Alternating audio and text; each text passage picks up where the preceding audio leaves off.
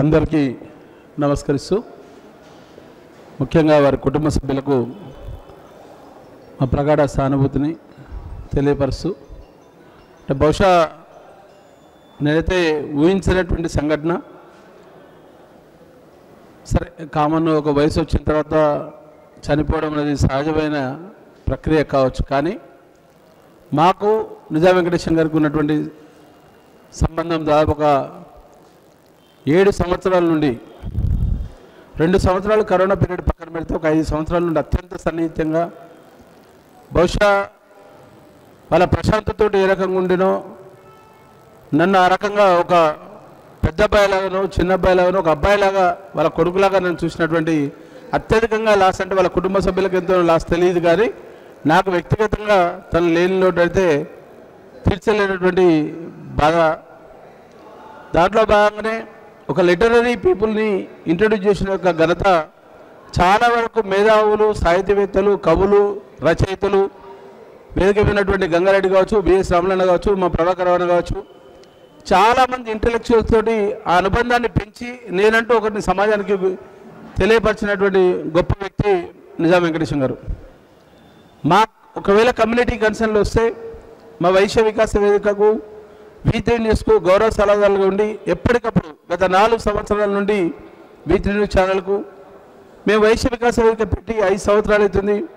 ఆ 5 సంవత్సరాల నుండి కూడా పూర్తి స్థాయిలో మేము ఏ కార్యక్రమం చేసినా, మేము పొలిటికల్గా ఏ స్టెప్ వేసినా కానీ ఆ పొలిటికల్ స్టెప్కు ఇట్లా కాదు, ఈ డైరెక్షన్లో పోతే బాగుంటుంది, నేను చిన్నోని వాళ్ళ అబ్బాయి లాంటి అయినా కానీ సత్తనా అని పిలుచుకుంటూ మా ఇంట్లో ఒక మనిషిలాగా, వాళ్ళ ఇంట్లో ఒక తలలో నాలుకలాగా నేను మిగిలినటువంటి సందర్భం.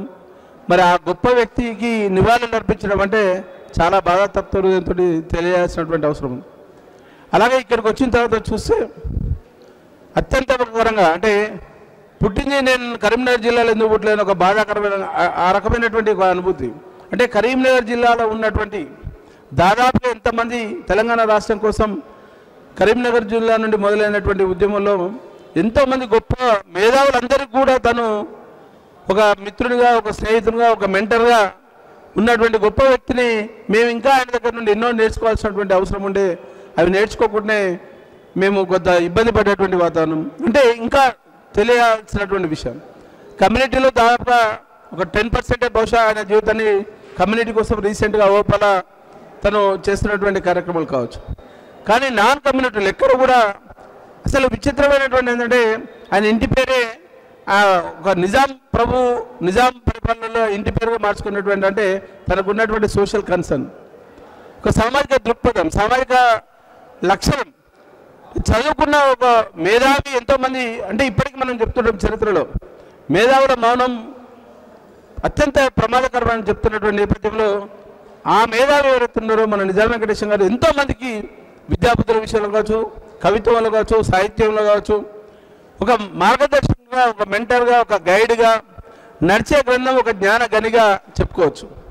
తను చేసినటువంటి ఎన్నో సందర్భాల్లో, ఎన్నో విషయాలలో మేము చేసే ప్రతి కార్యక్రమంలో కూడా నాకు పొద్దున్నే ఫోన్ చేసి 6 గంటలకు ఫోన్ చేసి, సత్తన్న అట్లా కాదే, ఇట్లా చేయి, ఆవేశంతో చేయొద్దు, ఆలోచన పరుతో చేయాలి, మన ఒక కమ్యూనిటీని ఒక మంచి డైరెక్షన్లో పెట్టాల్సినటువంటి బాధ్యత నీ అందుంది, ఆ కమ్యూనిటీకి ఒక రూట్ మ్యాప్ తీసుకురా. ఎందుకంటే ఎవరు చేయట్లేదు, సంఘం అనగానే ఒక దండలు శాలువల పరిస్థితి కాకుండా సమాజం కోసం ఇంత పనిచేసినాం, తెలంగాణ ఉద్యమం ఇంత పనిచేసినాం, తెలంగాణ ఉద్యమం తెలంగాణ రాష్ట్రమే కాదు సమాజానికి కూడా ఒక మార్గదర్శకంగా ఉండాల్సినటువంటి బాధ్యత నీ మీద ఉంది, దానికి కావాల్సిన ఏర్పాట్లన్నీ కూడా ఒక మంచి డైరెక్షన్ ఇస్తా అని చెప్పినటువంటి నేపథ్యంలో ఈరోజు ఒక పెద్ద దిక్కును కోల్పోయినటువంటి బాధ మాకుంది. అంటే చాలామంది మేధావులు ఈరోజు చూసినటువంటి జూగంటి జగన్నాథం గారు రాసిన ఆర్టికల్ కావచ్చు, మన నర్సన్ రాసిండు, రవీందర్ గారు రాశారు, ఈరోజు అత్యంత గొప్ప వ్యక్తి మల్లాదిలో వేణుగోపాల్ గారు రాసినటువంటి ఆర్టికల్ చదివిన తర్వాత అసలు ఇంత గొప్ప వ్యక్తితోటి మనకి ఇంత సాన్నిహిత్యం ఉందా, అంటే ఇంత మనం ఈజీగా మాట్లాడగలిగినామా, ఇంతమంది మేధావులు వారందరూ కూడా ఆయన గురించి గొప్పగా స్మరించుకున్నటువంటి నేపథ్యంలో మనకు అతను కలవడం, అతనితో కలిసి ప్రయాణించడము చాలా అరుదైన సంఘటన, గొప్ప అదృష్టంగా భావిస్తున్నాం. సమాజానికి పర్టికులర్గా మా కమ్యూనిటీలో ఉన్నటువంటి వాళ్ళు చాలామంది కూడా ఓన్ చేసుకోలేనటువంటి పరిస్థితిలో ఉన్నాము. ఎక్కడ కూడా కమ్యూనిటీ కన్సర్న్లో ఆయన అయితే పూర్తి స్థాయిలో ఓన్ చేసుకోలేకపోయినాం. అది మా దురదృష్టంగా మా కమ్యూనిటీకి ఒక పెద్ద దిక్కుపోయినని చెప్పుకోవచ్చు. చరిత్రకారులకు మన మహాత్మా గాంధీ గురించి మాట్లాడుకుంటాం. మహాత్మా గాంధీ నలయాడిన నేరాన్ని కోల్చుకున్నటువంటి సందర్భాలు ఉంటాయి.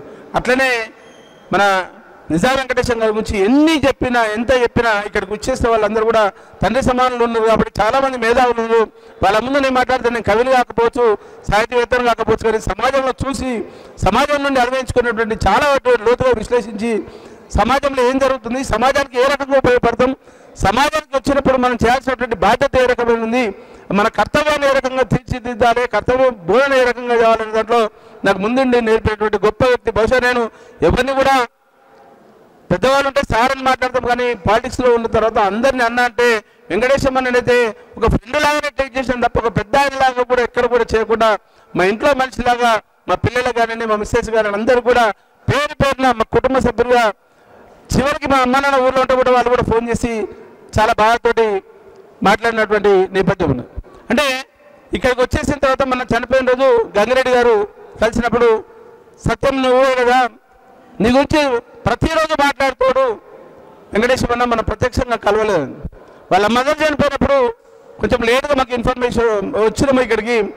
ఈ రోజు వాళ్ళకి 6 ఏళ్ళ సాహిత్య పరిచయంలో ఎప్పుడు కూడా ఇంటికి రాలే అన్నాను. కనీసం మా అమ్మ చనిపోయినప్పుడు ఇంటికి వచ్చినా ఇప్పటిదాకా రాలేనటువంటి పరిస్థితి అయింది. చూసా విధి ఎట్లా ఉంటుందంటే చివరికి ఆయన చనిపోయినప్పుడు ఇక్కడ ఉండి మాట్లాడాల్సి వచ్చేటువంటి పరిస్థితి వస్తుందని చెప్పి నేను కళ్ళ కూడా ఊహించలేదు. అంటే అంత గొప్ప వ్యక్తి గురించి ఇంత గొప్ప గొప్ప వ్యక్తులు ఇక్కడికి విచ్చేసిన వాళ్ళు ఒక్కరు కూడా ఒక మిస్సైల్ లాంటి వ్యక్తులు వచ్చి తన గురించి వారికి ఉన్నటువంటి సాన్నిధ్యం గురించి మాట్లాడుతుంటే ఎక్కడో దూరంలో ఉన్నాం మేము, అతను ఇంకా ఫోన్ చేసుకునేటువంటి పరిస్థితిలో ఉన్నాము.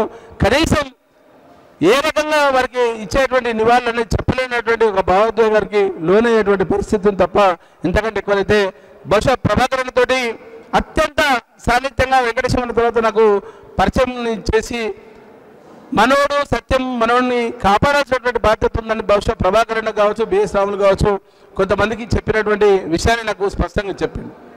ఆ క్రమంలో నేను చెప్తున్నా, ఇంతకుముందు ఒక పెద్దలు మాట్లాడి ఒక పుస్తకాల్లో లేకపోతే ఒక అవార్డులో అంటే తప్పకుండా దానికి కావాల్సినటువంటి వనరుల విషయాలు కావచ్చు, మేము ఆల్రెడీ కమ్యూనిటీ నుండి ఒక సంస్మరణ సభ జరిగిన తర్వాత పెడితే బాగుంటుంది, లేకపోతే దాన్ని కమ్యూనిటీకి కన్ఫై చేసిన వాళ్ళం అయితే కమ్యూనిటీని ఓన్ చేసుకోవడం కాదు, సమాజం ఓన్ చేసుకునేటువంటి పరిస్థితులు ఉండాలి అన్న ఉద్దేశంతో మేము సంస్మరణ సభ పెట్టలేకపోయినాం. దీని తర్వాత పెద్ద గౌరవాన్ని ఇచ్చిన విధంగా ఉంటుంది.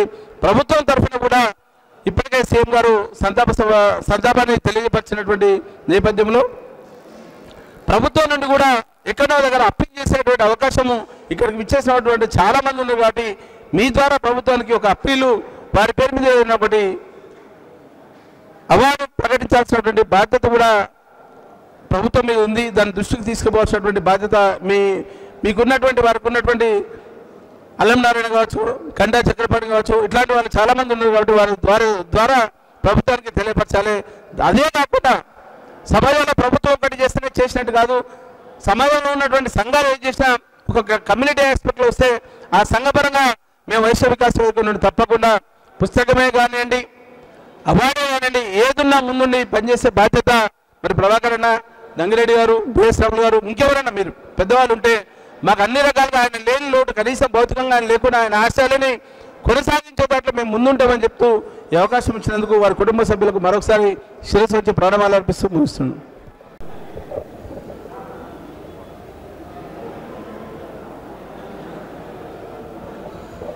ఇప్పుడు